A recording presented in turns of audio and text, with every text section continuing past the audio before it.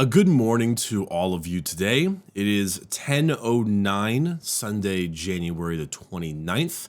I myself have eaten myself a little bit of fruit this morning, tried to get a vegetable substitute in the best I can, and as per the usual, I'm drinking a large volume of coffee because that is generally the way I tend to live.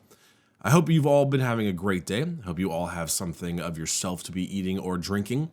My voice is still a bit off. I'm not quite sure why I still have like a nasal drip and a sore throat. It's been like 2 weeks past an antibiotic, past medication, so on and so forth. It's still sticking around and it still hurts like hell. And I really don't know why this is the case. So I don't know. If any of you have any tips, please let me know. But welcome back to Fireside Bricky. I take some questions from all of you to have a nice little calm, relaxing chat about life, living, etc., and so on and so forth. The questions are found in the Discord in one of the weekly channels. You may check that in the description if you would like to join and ask. The first one of these questions is a bit of a heavier one, hence the title of the video. However, I don't think it's necessarily one that has a weird answer.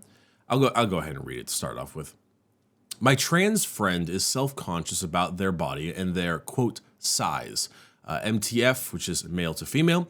How do I be honest with them without destroying their confidence, or do I just lie to them? So I feel like the question is worded a little bit bizarrely, and it sounds malicious, even though I know it's not.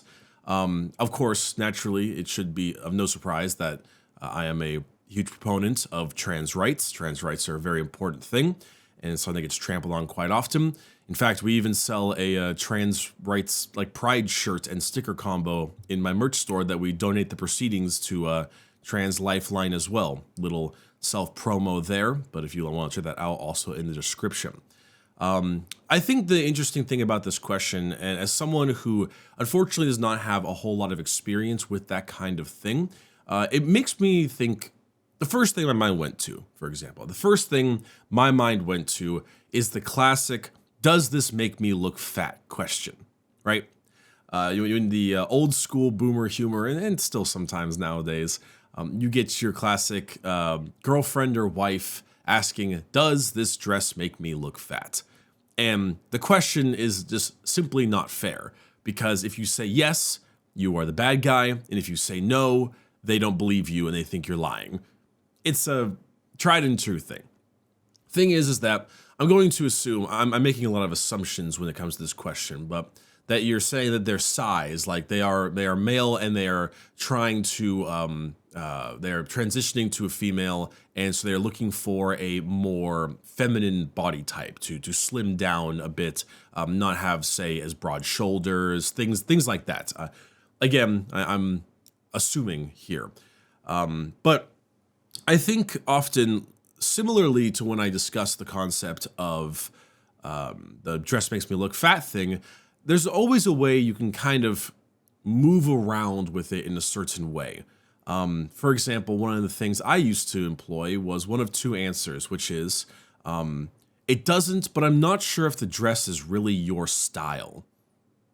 Style is a pretty handy word for that one because it tries to divert the question away to a different idea. Or in STEM, it's a concept of, well, it's just maybe not the kind of look that really accentuates you. Or the other word is no, but it doesn't I don't think it fully accentuates all of your best features. So say you have a girlfriend or this can also work for suits and stuff for men. That has certain curvy features, or maybe is more larger chested or more wider hips. Certain outfits will accentuate their features a bit more, and that makes it look good and stuff like that. And there's all these kinds of ways you can get around that thing where you may not necessarily be quote unquote lying, but you're diverting the attention to a different concept. I think that one of the things, if it comes down to slimming down with the whole male to female thing, is really to just go back to fundamentals and how you do that. If you want to look, now there's a whole thing for hormones and stuff of that nature that those of my trans fans will know a lot more. The differences in taking things like estrogen and all that kind of jazz that I don't really want to talk about because I am not informed enough to make conversations like that.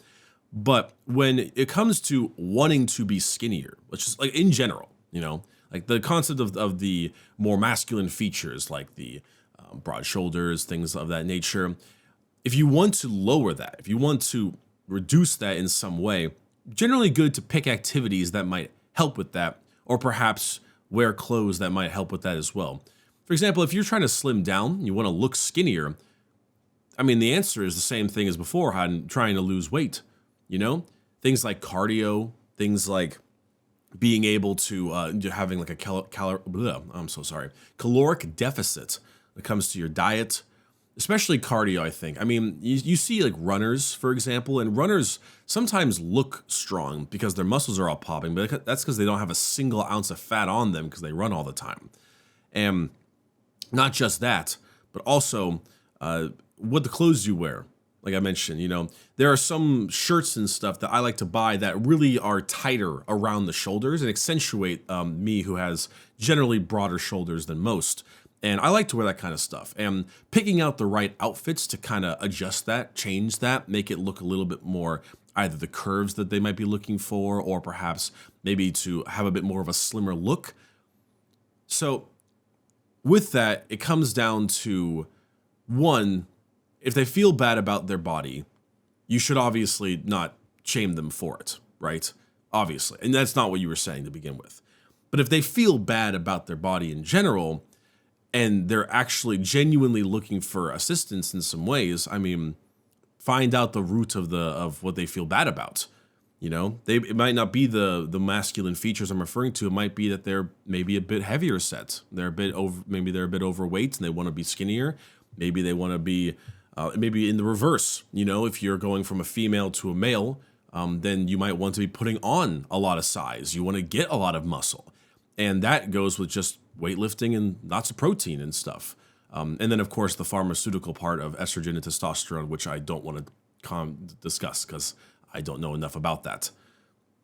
But when you say they are self-conscious about their body and their size, you say how to be honest with them without destroying their confidence or just lie to them. If you want to be honest with them, find a way to divert it in some way to make it seem like it's not on them.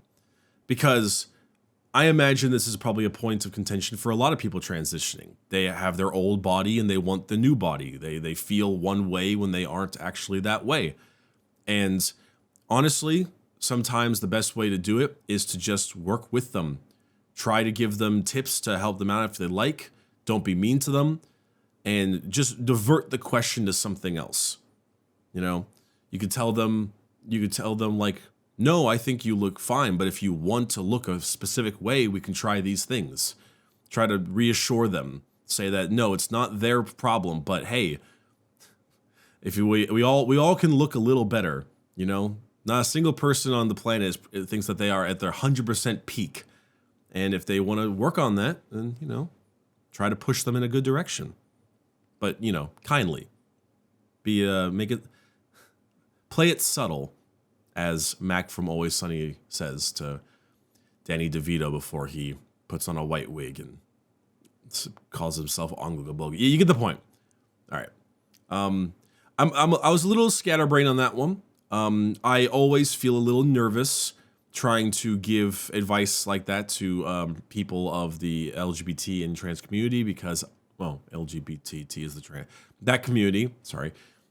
Because I'm not one of them myself, and I don't want to overstep my bounds and be a pretty normal, white bread, straight white guy who's just the Mr. Cereal Box kind of guy, and I don't want to overstep. But your question made me think of the classic, does this make me look fat kind of thing, and I thought I could find a way to springboard that over. So I hope it helps. If it didn't, disregard the first 10 minutes of this video. Next question I have here is actually a pretty good one. Have you ever regretted making a video? If so, which one and why? So I don't think I ever really regret making certain videos at the time of the creation of the video. But sometimes, as a lot of you know, I started this whole YouTube channel when I was 19. And when I was 19, I had edgier humor, 100%. I said edgier things, made edgier jokes. that whole thing. And I look back at some of those old videos and I kind of cringe at them because, one, they're old content, and any person working in any creative field, whether it's art or recording, anything of that nature, will look back at their old stuff and generally be like, oh God, even if it's not bad, that's just the way it feels. However, yeah, a lot of my older stuff has a lot of humor that I would find to be a little edgy. I don't think I said any really bad words back then. It's hard because because I know I never ever said anything as like ridiculous as the N-word or something. Like, God no, that's been off the table for so long. Even the light A version, back when that was a discussion of which one was the bad one and stuff, and we all kind of agreed that it's all the bad one. But I was a teenager at times, and at that time, while I never called anyone bad words to their face as a derogatory term, some of these slurs would be the word, I suppose, were just used casually with friends. The big one would be actually the F word. The derogatory bundle of sticks, cigarette / gay, gay slur, whatever you want to call it. The F word was thrown around like crazy back when I was a teenager. And yeah, I fully admit to have saying it plenty. Never said it to someone. I think there's a really big difference between when I was a teenager playing Modern Warfare 2 with some buddies and calling each other the F word, or we would have the R word, as in for mentally challenged people, those things and stuff, and we would just say it to each other all the time. But but there's a big difference between that and actually like saying it to someone with a malicious intent. Like, I never ever said it to someone to call them that in an angry way, The use of that kind of language back then was obviously a lot different, and in a more of the word itself is the punchline. Like, just saying the word was funny, you giggle yourself a little bit, and it was like, oh, ha ha, that's a really bad word kind of thing, because I was 14 years old, and I grew up on Call of Duty on the Xbox. Come on now, I've heard all manner of things called to me and my friends. But I'm always a little bit concerned when that kind of time frame ended for me, because obviously YouTube content 9 years ago, 8 years ago, whatever age I was, 8 years ago, it is vastly different than it is now. The things people said, the words that were acceptable, the opinions that were acceptable, it's a vastly different world nowadays. And I am happy, I think, with how it's overall went. I remember having a bit of pushback in the beginning, just because I was one of the many people who was like, it's just words, like it shouldn't mean anything if you don't let it mean anything. And then as I started to, but then again, I was like hermited up in my room with just my computer. And as I began to meet more people, not only people of color and also people in the LGBT community, I began to really be like, okay, all right, I'm not sure if that opinion was really a good one, and started rolling back a lot of my thought processes and getting a bit more information. You never have a problem with getting more opinions. There's never a downside to getting more perspectives when it comes to that kind of stuff. And so I've changed my mind on quite a few things in the past few years, and how to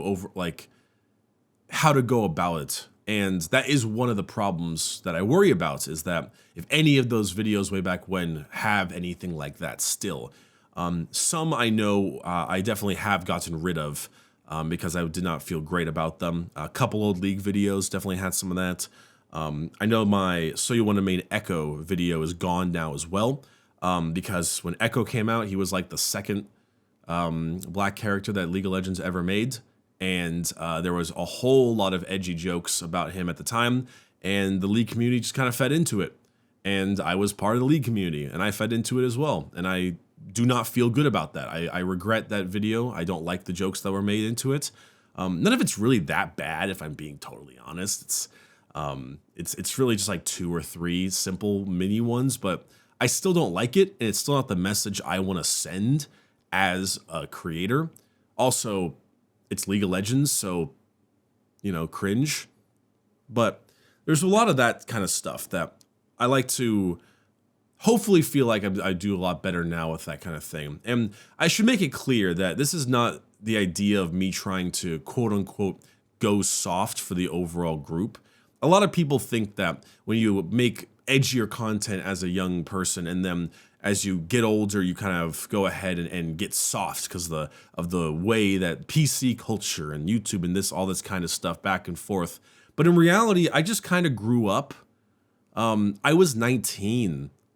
Like, even 2 years ago, I'm 27. 2 years ago, at 25, I'm even like, oh, almost if you're not every 2 years, if you're not thinking to yourself, I wish I knew what I knew today compared to person 2 years ago, then I really think that you're not really growing up in that case, because it's a genuinely important thing to make sure that you're actually continuing with your, development, I suppose, because it's not going soft, it's getting older.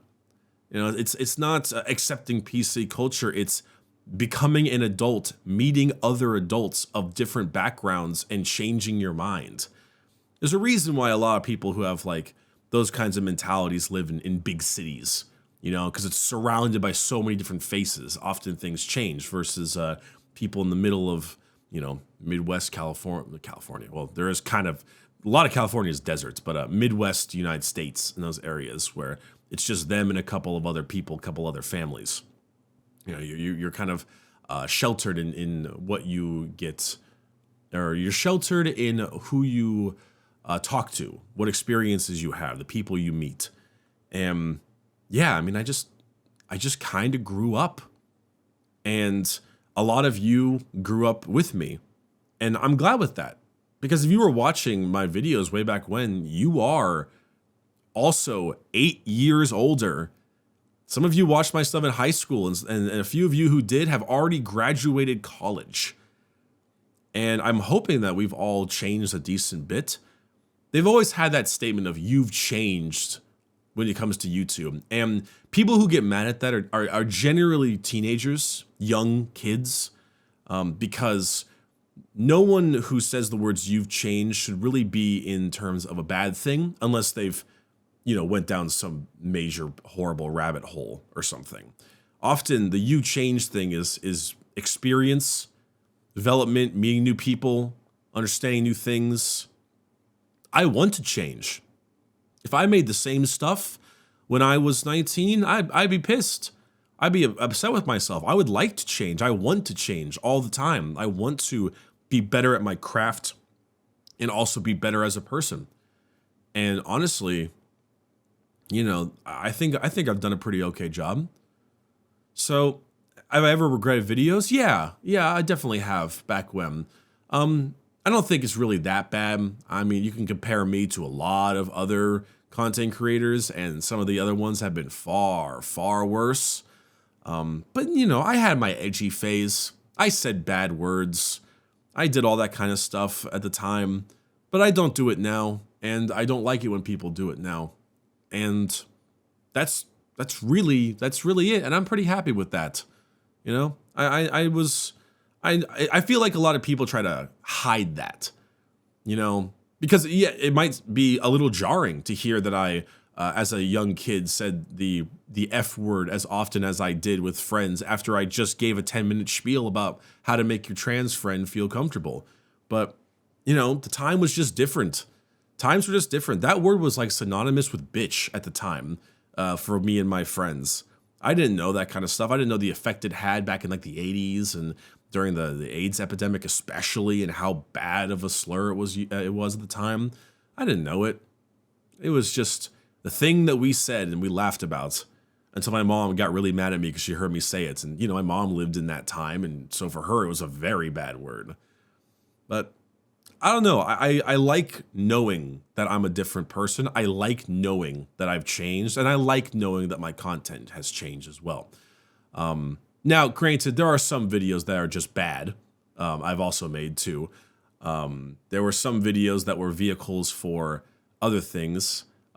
There was a certain video I made very recently that I did not like, that happened to have a certain sponsorship that went on for way too long, and that video was basically a vehicle for the sponsorship.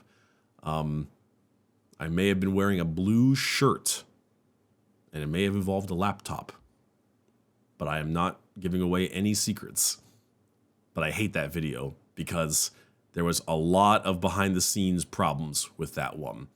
And it was basically a vehicle for the sponsor, and I did not feel proud of it one bit. But yeah, the behind the scenes stuff was the problem. Anyway, yeah, some videos are just kind of bad. Some videos were just a little bit edgy. They're gone now. Or I try to get rid of them if I can, or at least privatize them, you know. Just, I don't want it advertised to the masses because it's an improper view of who I actually am as a person nowadays. So, yeah, absolutely. Last but not least, let's go with something a little calmer right now. A lot of these questions are actually Warhammer related, which I do appreciate, but I don't think this is really the spot for Warhammer related questions. If you'd like, I can do like a Warhammer Q&A or something in a later video, but I like this to be a bit more of a chat and try to be, while still work related, a bit more of a deeper dive on that. So I wanted to find this one, which is a little simpler. It's just, Bricky, how did you start working out? I'm struggling to find the time and motivation, which are both personal issues, but I was wondering if you had any advice. Absolutely. So I started working out the same way 90% of men start working out, which is a breakup. No shame in admitting it. A breakup that made me very sad, and then I stood on the scale and said, oh my God, COVID has destroyed my body. Not destroyed, but, you know, I was getting quite chubby.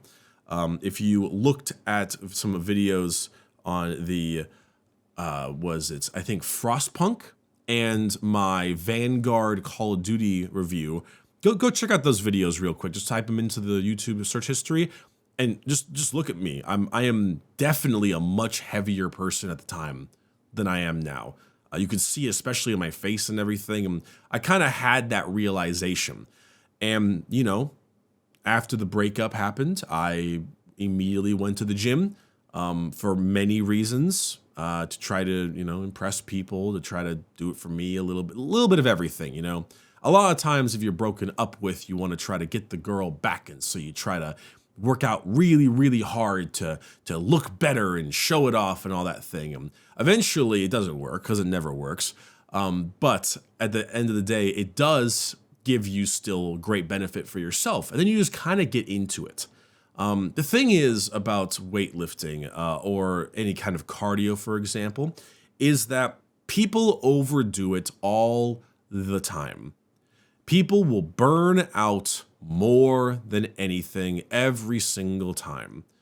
And the other thing to note is that people often put way too much volume. They do it too much.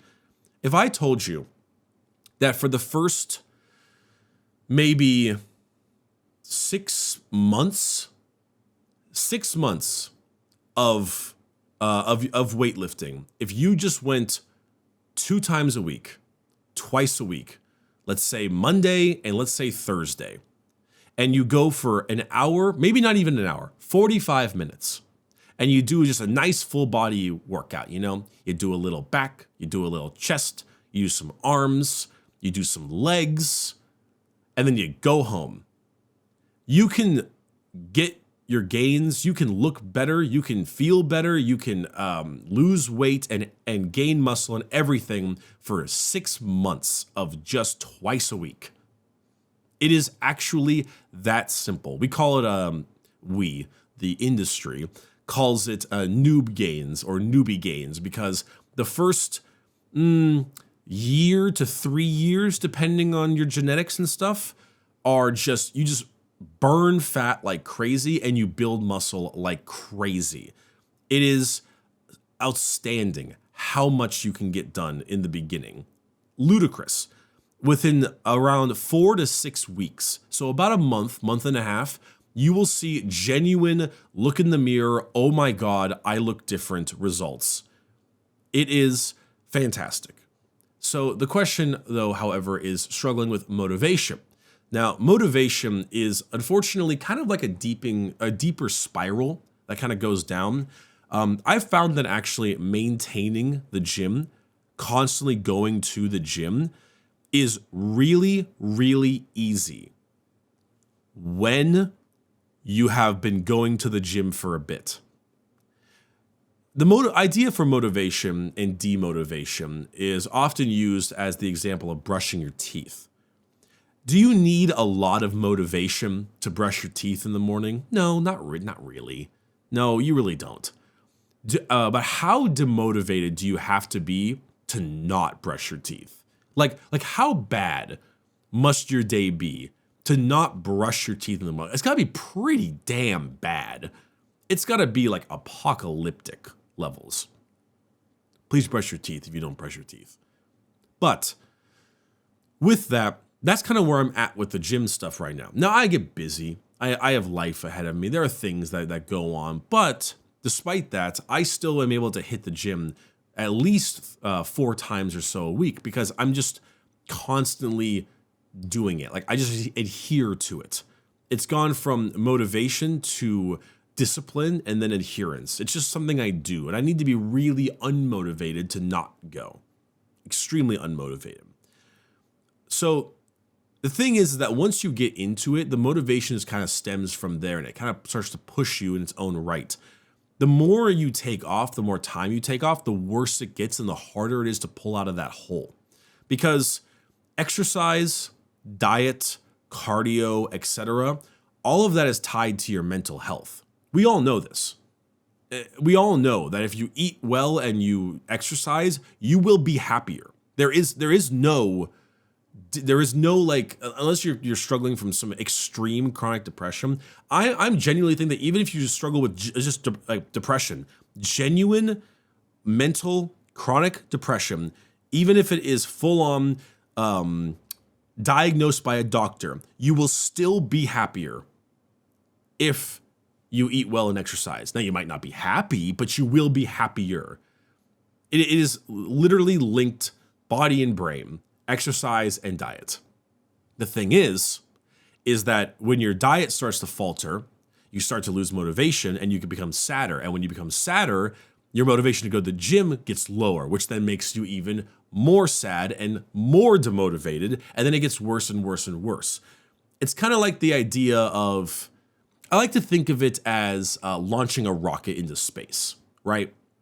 When you're on the landing platform, when you are at the bottom, it takes a ludicrously large amount of force to launch the rocket out of the atmosphere. But when you're out of atmosphere, when you're in space, it takes almost nothing. There's no resistance anymore. You're up there, you're chilling, you're feeling good, you're coasting, man. There's no gravity, you're going.